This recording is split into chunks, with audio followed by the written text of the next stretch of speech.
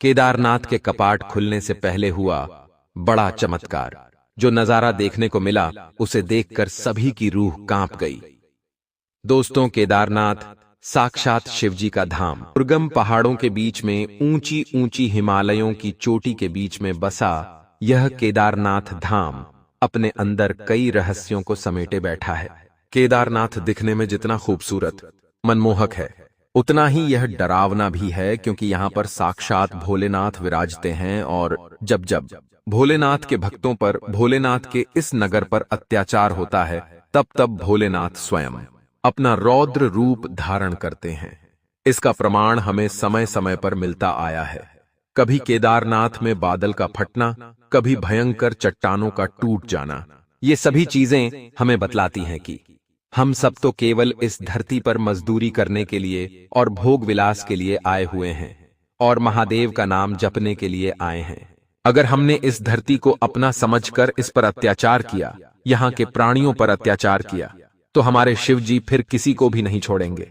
केदारनाथ धाम 4 धामों में सबसे महत्वपूर्ण धाम माना जाता है। केदारनाथ के कपाट ग्रीष्म ऋतु यानी गर्मियों आते ही भक्तों के लिए खोल दिए जाते, आते ही वापस से बंद कर दिए। केवल 6 महीनों के लिए खुलते हैं और 6 महीनों के लिए बाबा केदार स्वयं ही मग्न हो जाते हैं। इस वर्ष केदारनाथ के कपाट 2 मई को खुलने जा रहे हैं, जिसकी तैयारियां भी जोरों शोरों से शुरू हो चुकी हैं। लेकिन इसी दौरान एक भयंकर चमत्कार देखने को मिला है। दोस्तों, किसी ने सोचा नहीं था कि केदारनाथ के कपाट खुलने से पहले ही इतना बड़ा चमत्कार केदारनाथ धाम में हो सकता है। बाबा केदारनाथ के कपाट खुलने से पहले ऊखी मठ के ओंकारेश्वर मंदिर में बाबा भैरवनाथ की पूजा अर्चना की जाती है। फिर इसके बाद में बाबा केदारनाथ की डोली केदारनाथ धाम के लिए प्रस्थान कर दी जाती है। इसके बाद बाबा केदारनाथ की STI अगले दिन यानी कि अगले ही दिन गुप्त काशी हैं और शीत ऋतु के जाते हैं यह कपाट जाई जाती है। वहां पर से अगले दिन केदारनाथ की यह डोली फटा के लिए और अगले दिन यही डोली बाबा केदारनाथ के गौरीकुंड पहुंच जाती है।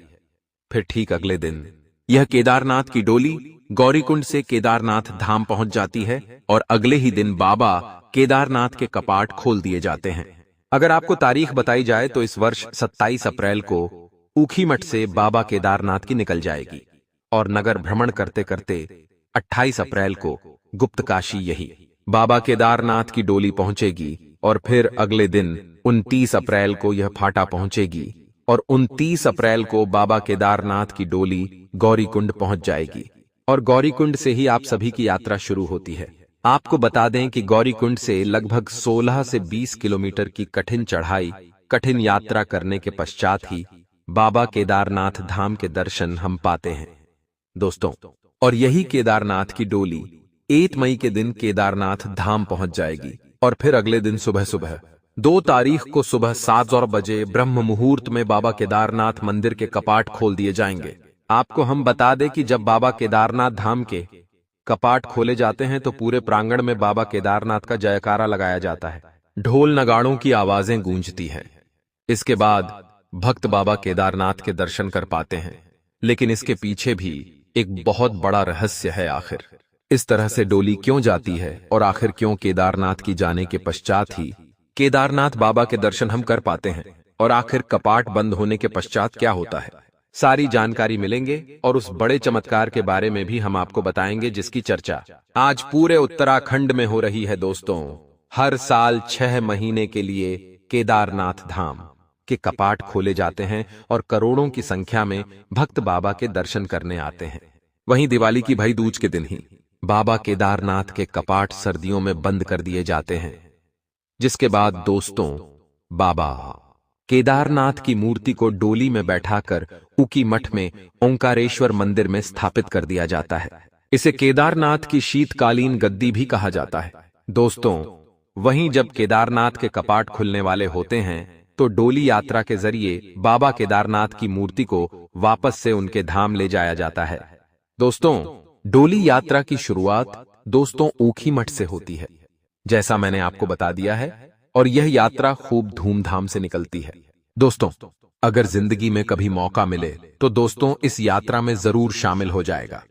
ऊखी मठ से गुप्त काशी जाती है, फिर गुप्त काशी से फाटा जाती है और फिर फाटा से गौरीकुंड और गौरीकुंड से केदारनाथ धाम प्रस्थान करती है।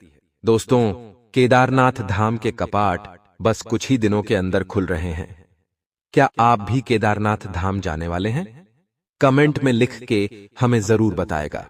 लेकिन एक बहुत बड़ा चमत्कार अभी हाल ही में केदारनाथ की घाटियों में घटा है। केदारनाथ धाम जो 6 महीनों के लिए सर्दियों में बंद रहता है।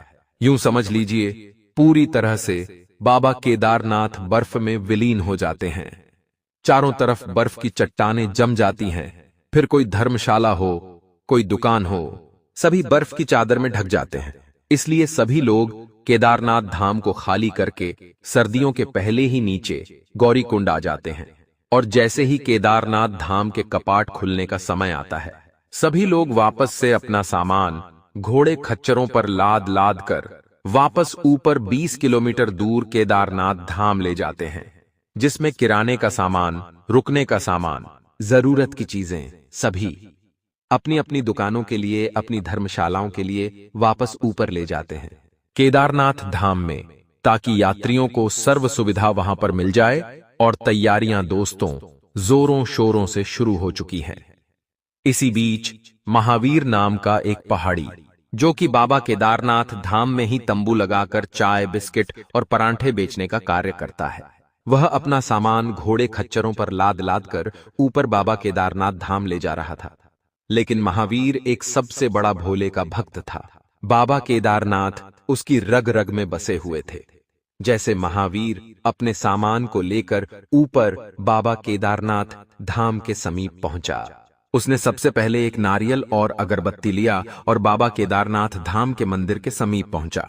बाबा केदारनाथ को वह नारियल अर्पित किया और जोड़ का जयकारा लगाकर उस नारियल को फोड़ दिया और बाबा केदारनाथ को कहा कि हे बाबा केदारनाथ, इस बार मैं आपकी कृपा से एक अच्छा व्यापार कर पाऊं और सभी भक्तों की अच्छे से सेवा भी कर पाऊं और अपने परिवार के लिए एक अच्छा राशि ले जा पाऊं। वापस महावीर की पत्नी और उसके बच्चे, वह भी महावीर की हमेशा मदद करते हैं। लेकिन इस साल महावीर की पत्नी उसकी मदद नहीं कर पाएगी, क्योंकि पिछले साल जब कपाट बंद हुए, वापस से श्रद्धालु अपने अपने घर के लिए प्रस्थान करें, तो फिर लौटते वक्त महावीर ने भी अपनी दुकान का सारा सामान घोड़े खच्चरों पर लादा और कुछ सामान उसने अपने कंधे पर और अपनी पत्नी के हाथों में थमाया और वे वापस नीचे गौरीकुंड जा रहे थे। लेकिन उस समय लौटते वक्त भारी बारिश और बर्फबारी भी हो रही थी। लेकिन इसी बीच उनके घोड़े का पांव फिसल गया और वह घोड़ा रास्ते में फिसलकर नदी के नीचे जाने ही वाला था कि इतने में महावीर की पत्नी गायत्री ने उसकी रस्सी पकड़ ली। घोड़े में इतना वजन था, फिर भी महावीर की पत्नी गायत्री ने पूरी जी जान लगाकर रस्सी पकड़ ली। एक हाथ में रस्सी थी और दूसरा हाथ वह ठंभे से पकड़ रखा था। उसने अपने घोड़े की जान बचाने के लिए अपनी जान को दांव पर लगा दिया था। इतने में महावीर ने अपना सामान हटाया और गायत्री की मदद करी। दोनों ने खींच खींच कर अपने घोड़े को वापस से रास्ते पर लाया और उसकी जान बचाई। चारों तरफ खूब सारी बारिश हो रही थी, लेकिन इसी दौरान गायत्री का पांव भी फ्रैक्चर हो गया था। महावीर के लिए अब चुनौती बन गया था कि वह अब नीचे उतरे तो कैसे उतरे। लेकिन उसके घोड़े ने, जिसकी जान गायत्री ने बचाई थी, उसने हिम्मत भरी और उस घोड़े पर ही गायत्री को लादकर महावीर वापस से नीचे जाने लगा। उसकी पत्नी दर्द से कलकला रही थी। जैसे तैसे महावीर और उसकी पत्नी गौरीकुंड पहुंचे और वहां जाकर उन्होंने सबसे पहले डॉक्टर को दिखाया। लेकिन डॉक्टर ने कहा कि तुम अब